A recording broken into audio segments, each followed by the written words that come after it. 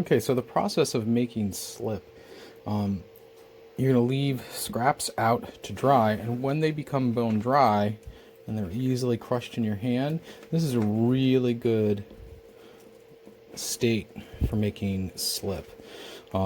When clay is bone dry, it's going to rehydrate faster and more completely than a piece of clay that's leather hard. When clay is leather hard, it kind of becomes hydrophobic in that the water that's in the clay already blocks the absorption of the water surrounding it. So you really want to start with bone dry. So I've done the same thing with this one, except that this is a different colored clay body. I added this into my plastic container and I just topped it with water and I let it set out overnight, and you can see that it's all kind of like settled down. It almost looks like the clay that you might find at the bottom of a riverbed. And now it's really ready to make slip, which is basically a slurry of water and clay. So I'm going to take a fork and I'm just going to stir it up.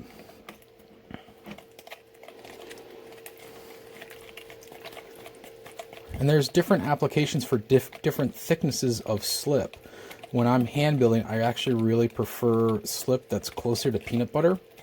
And the reason why I like that is it'll actually stay wet a little bit longer in terms of it shrinking at the same rate as the clay body that I'm building with. It'll shrink less. So if the slip is really watery, there's more water in it. So when it does dry out, it's going to shrink even more because there's more water to be lost. So this is actually really good consistency wise. There is still a little bit of chunks here and there, so you could whip it up even more. If you have a drink mixer, one of those little handheld ones that whips up, milk and such like that, you can use a little hand mixer and you'll get really smooth, lump-free slip.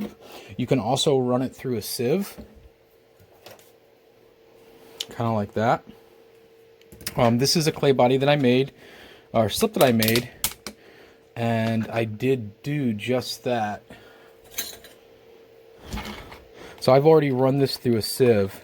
You can see that as it sat, it's settled out.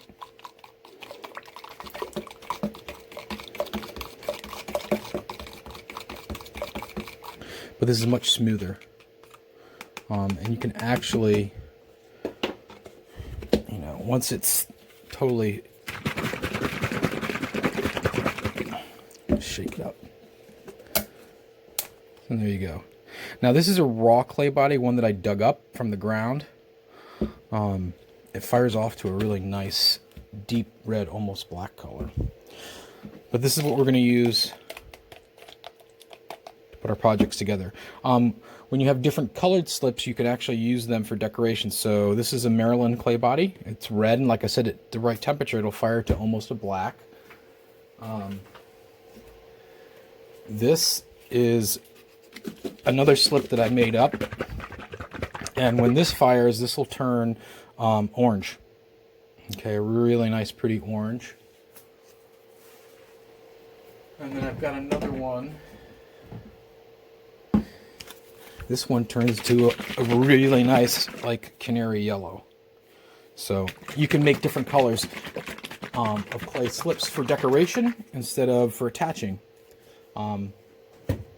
So you got lots of options when it comes to slip.